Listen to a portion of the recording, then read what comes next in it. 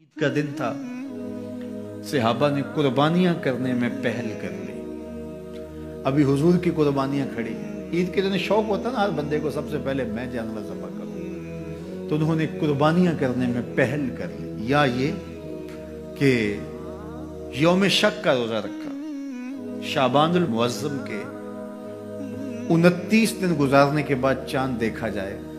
अगर चांद नजर आ गया तो अच्छी बात, नहीं तो 30 दिन शाबान के पूरे करके रमजान का आगाज किया जाए। चांद देखा गया, मतलब अबर आलूद था, चांद नजर नहीं आया, तो 30 दिन पूरे करने थे और फिर रोजा रखना था। तो बाद सहाबा ने रोजा रख लिया इस ख्याल से कि मतलब अबर आलूद है, हो सकता है चांद तुलू हुआ हो लेकिन नजर नहीं आया, चलो हम रख लेते हैं, और अगर चांद वाकई नजर आया है तो फिर रोजा हो जाएगा, नहीं तो नफली रोजा तो होगा।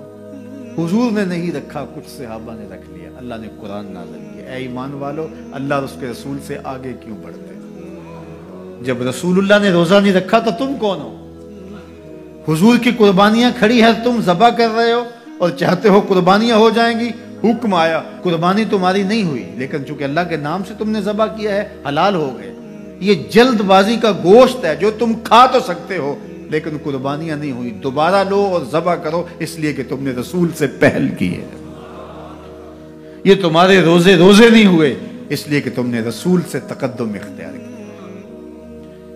ईमान वालों, मेरे नबी से आगे ना बढ़ो। अब उन्होंने रोजा रख लिया था, किस लिए रखा था?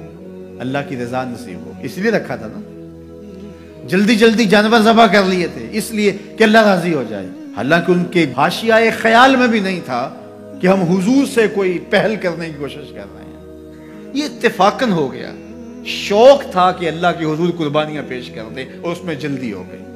शौक था कि चलो अल्लाह की इबादत हो जाए, शक के दिन का भी रोजा रख लेते हैं। हुजूर से कोई ना मुकाबला था, ना हुजूर से जल्दी का जहन था, लेकिन अल्लाह ने कहा अगरचे इत्तेफाकन हुआ है, लेकिन हुआ तो हुजूर से पहले है, लिहाजा मैं इसको गवारा नहीं करता। ये तुम्हारी इबादत ही नहीं है, तुम्हारा गोश्त जल्दबाजी का गोश्त है, खा सकते हो लेकिन कुर्बानी तुम्हें दोबारा करना होगी, इसलिए कि तुमने मेरे रसूल से पहल की। ये है रसूलुल्लाह का अदब, ये है रसूलुल्लाह की ताज़ी। हुदैबिया के मुकाम पर जब सहाबा ने पड़ाव किया, उस्मान गनी रज़ी अल्लाह तआला अन्हु से फरमाया, जाओ तुम जाके अपने रिश्तेदारों से कहो हम लड़ाई के लिए नहीं आए, हम तो उम्रे के लिए आए।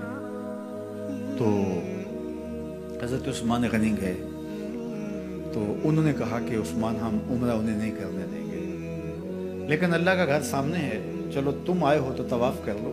हज़रत उस्मान गनी ने कहा, अजीब लोग हो, हुजूर ना करे और मैं कर लूँ।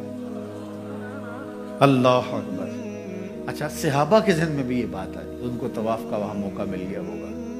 बिछड़े हुए थे, कितना अरसा हो गया था मक्के को छोड़ के आए हुए। जब हज़रत उस्मान गनी वापस आए तो कहा कि उस्मान, तुम बड़े खुशकिस्मत हो कि तुमने तवाफ कर लिया होगा। कहा तुम्हारी गलत फहमी है, मेरी खुशकिस्मती ये नहीं कि मैंने तवाफ किया, ये कैसे हो सकता है? हज़रत उस्मान ने कहा मैं 1 साल भी वहां रुकता तो तवाफ ना करता अगर मेरे रसूल ने नहीं किया।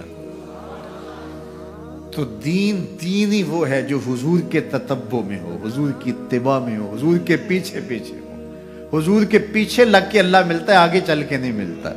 ये सहाबा मिजाज समझते थे, ला तुक़द्दिमू बैना यदायिल्लाहि व रसूलिही।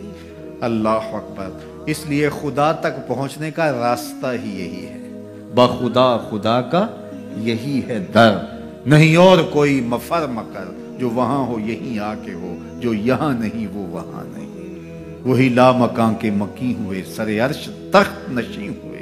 ये नबी हैं जिसके हैं वो मकान, वो खुदा है जिसका मकान है। तो खुदा तक पहुंचने का यही रास्ता है।